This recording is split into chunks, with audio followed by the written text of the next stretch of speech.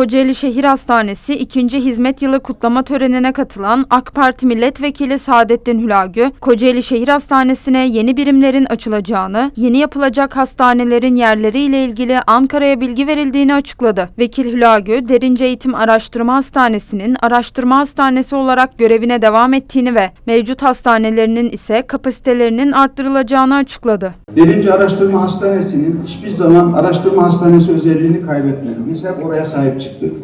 Şehir Hastanesi'nin ilk açılış döneminde burada bir hizmet aksaması olmaması için görevlendirmeler yapılmıştı ama o zamanki Sayın Valimiz Settar Yavuz'la acil müdahale tekrar geri görevlendirmeler yapıldı. Ve bugün Derince Araştırma Hastanesi'nin araştırma hastane özelliği devam ediyor.